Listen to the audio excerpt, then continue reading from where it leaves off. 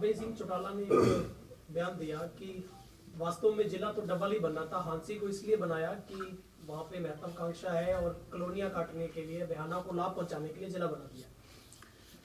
देखिए, इस टाइप की बयानबाजी करना, जहाँ बना दिया उस पर तो सवाल उठा रहे हैं, उसका तो धन्यवाद करें पहले। हमारी जो एक जिला बढ़ाने के लिए माननीय मुख्यमंत्री दिया, अभी पंजाब का भी जिक्र किया, लेकिन आपकी सरकार में श्रम मंत्रालय में 1500 करोड़ रुपए का घोटाला उजागर हुआ। खुद अनिल विज मंत्री जी जो है वो दरखास्त कर रहे हैं सरकार से कि सर जांच करवाएं।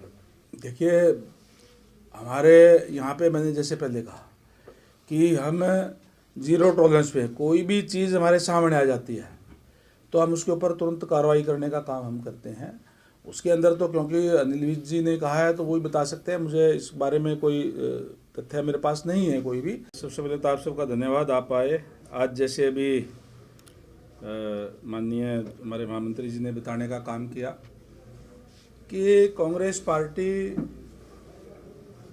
की एक आदत में शुमार है कि वो निरंतर झूठ और भ्रम फैलाने का काम करती है।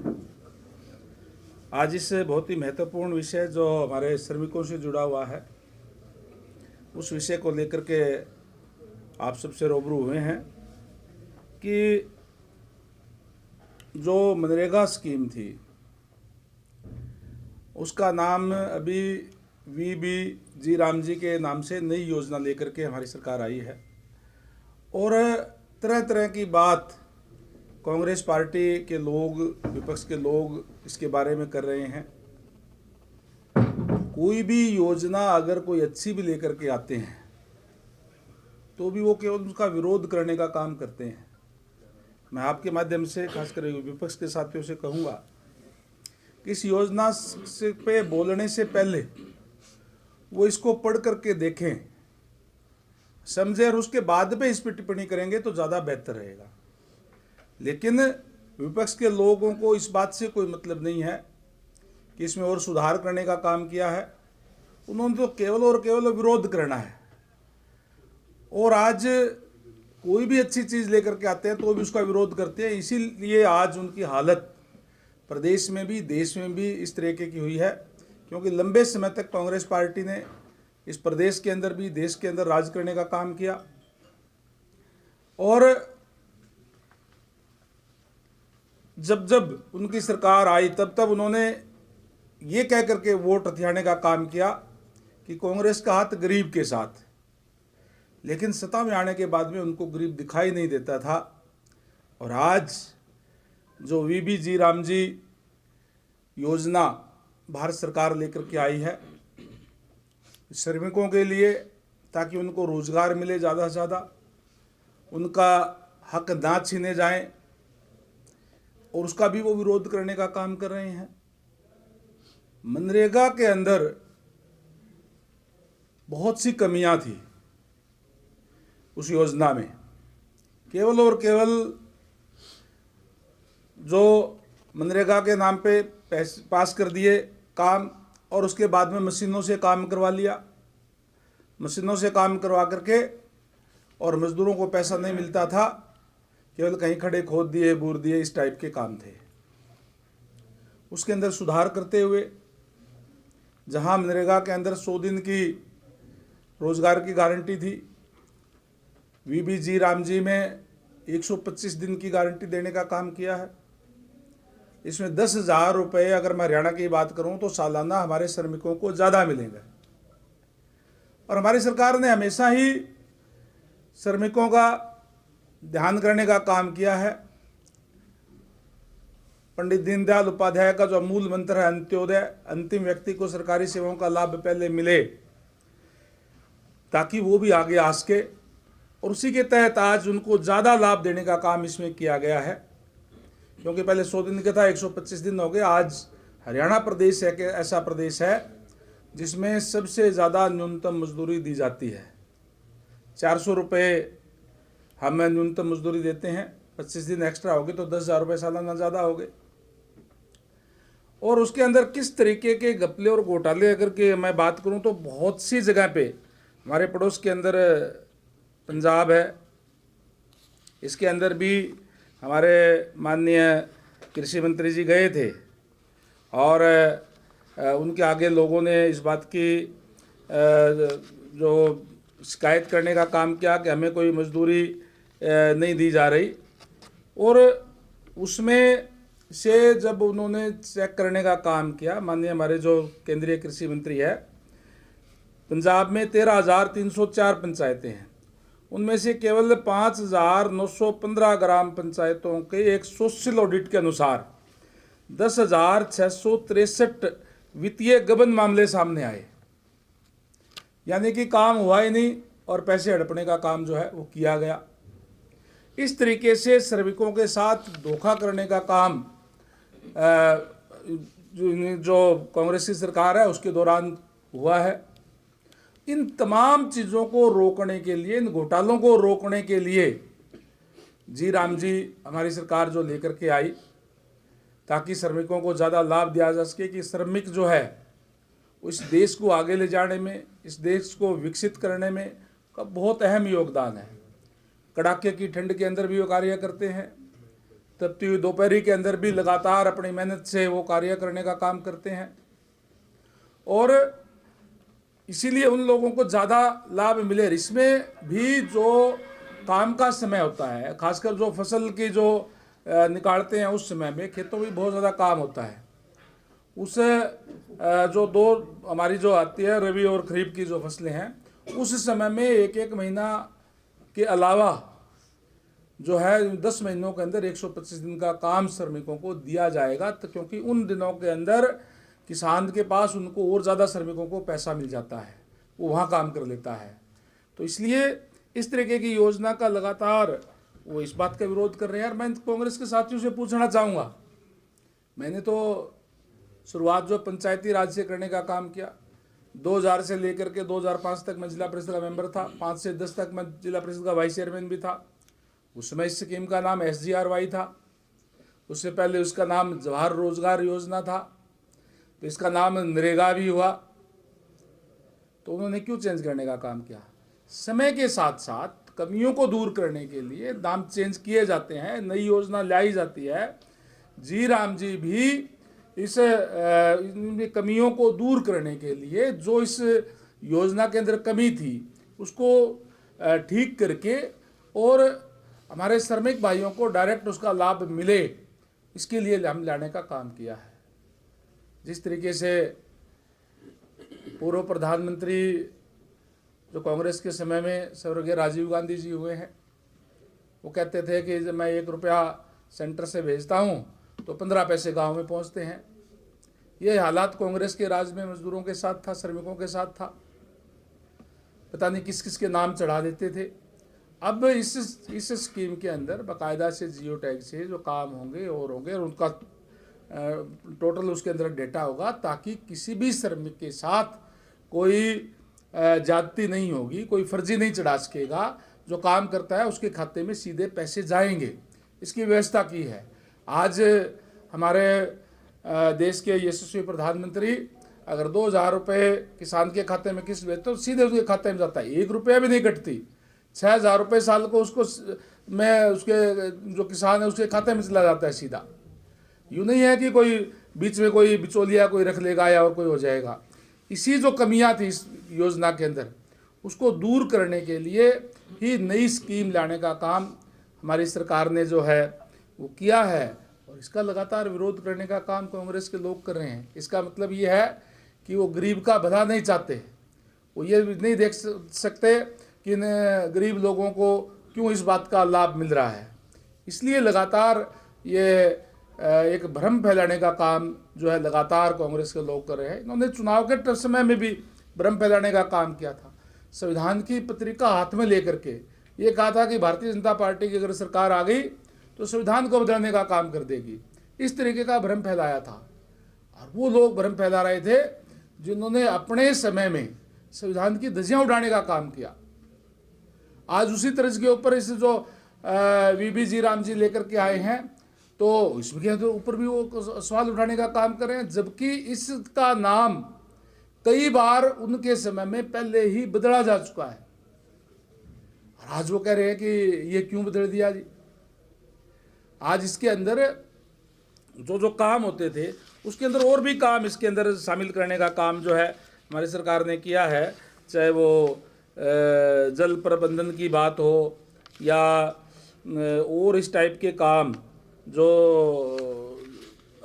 आज के समय में जिनकी ज़रूरत है वो भी इसके अंदर शुरू करने का काम किया है, ताकि श्रमिक जो है काम कर सके और हमारे जो इसके जो काम होंगे उससे लाभ मिल सके।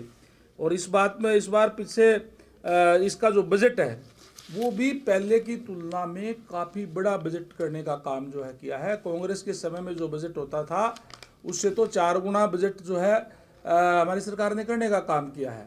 और ये कह रहे हैं कि इसको है, अरे एक और मैं बताऊं कि इस योजना में हरियाणा के अंदर 52% से अधिक तो अनुसूचित जाति श्रमिकों को और 65% से अधिक महिला श्रमिकों को इसमें काम देने का काम किया है। उनके समय में तो जिस तरीके से होता था हमें पता ही है, पहले तो केवल मशीनों से काम करा लिया जाता था और वास्तव में उनको काम मिलता ही नहीं था, केवल और केवल खाना पूर्ति करके और उसको पूरा कर दिया जाता था।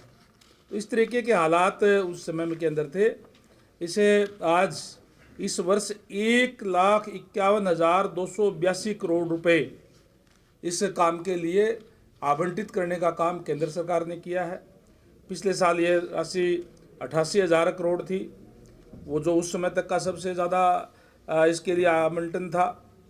और इसमें अकेले केंद्र सरकार का 95,000 करोड़ रुपए से अधिक का हिस्सा होगा, बाकी स्टेट देता है। तो इस तरीके से जो मैं कहूँगा कि एक श्रमिकों को कल्याण के लिए ये योजना लाने का काम जो है हमारी सरकार ने किया है। कांग्रेस की सरकार में 10 साल के शासनकाल में 1,854 करोड़ रुपए का ये भुगतान किया गया। इसका मतलब ये है कि हमने ज़्यादा लोगों को रोजगार दिया, जबकि 2014 से अक्टूबर 2025 तक 10 वर्षों में श्रमिकों को अगर मैं हरियाणा की बात करूं तो 5,243 करोड़ रुपए का भुगतान किया गया है।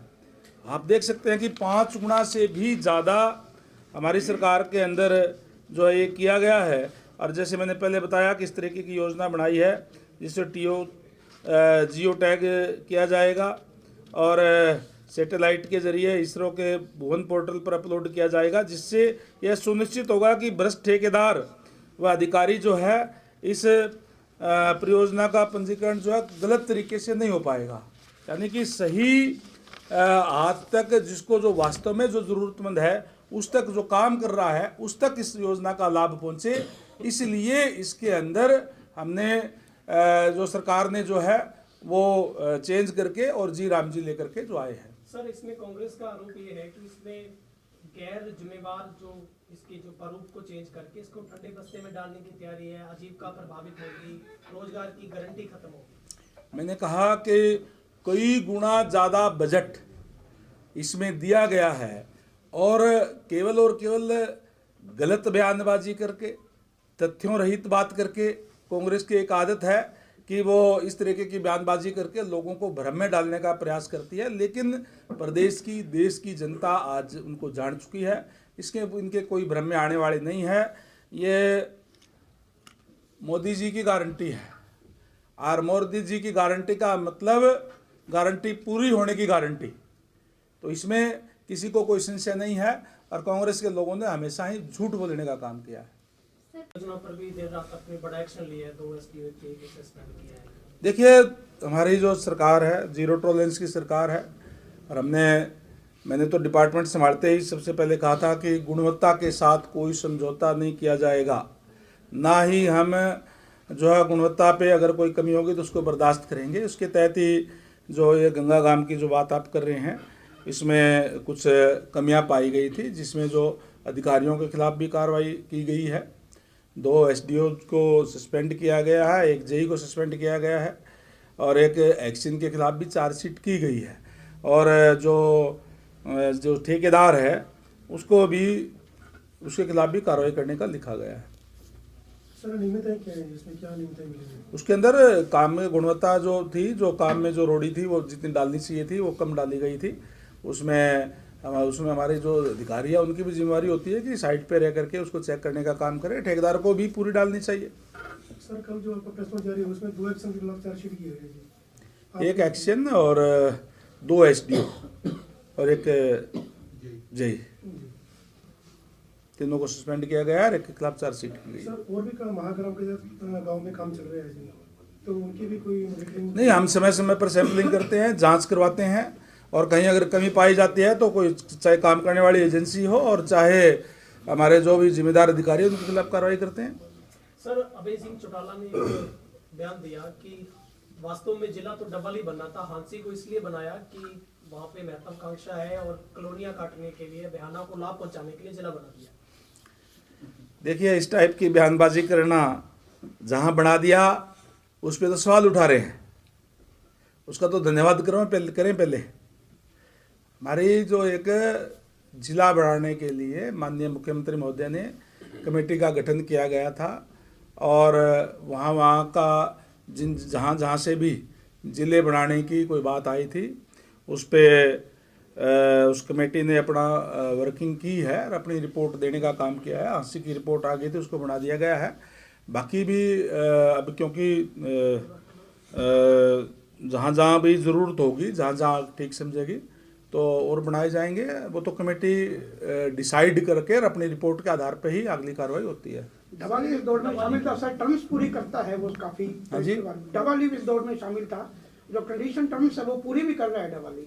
तो अभी ये तो नहीं कहा कि डबाड़ी को नहीं बढ़ाएंगे, मैंने कहा कि वो प्रोसेस के अंदर है कि वो मापदंड पूरे करता है या नहीं करता है। जो भी जिला बनाने के मापदंड पूरे होते हैं वहाँ पर जिला बनाया जाता है। मंत्री जी, जो दीनदयाल आवास योजना के तहत कॉलोनियां काटी जा रही है, उसका मकसद सरकार ये कहती है कि आम आदमी को सस्ता प्लॉट मिलेगा, लेकिन इन कॉलोनियों में 30,000 से लेकर 50,000 रुपए गज से नीचे प्लॉट ही नहीं है।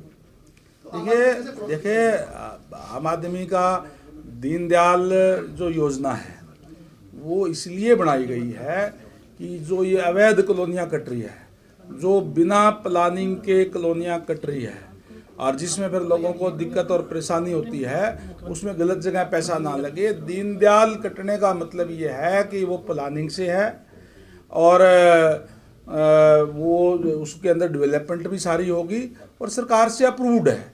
और उसका मतलब ये है कि जो तो जहाँ जहाँ के ज़मीनों के जो रेट है उस हिसाब से ही वो प्लाट उसके अंदर दिए जाते हैं। दीनदयाल का मतलब है कि उसके अंदर छोटे प्लाट भी होते हैं, ताकि एक तो कोई 500,000 गज के प्लाट है, कोई गरीब आदमी ले नहीं सकता, उसके अंदर छोटे प्लाट भी काटे जाते हैं। एक गवर्नमेंट ने मापदंड बनाया है, इसके अंदर कोई सब्सिडी नहीं दे रही सरकार।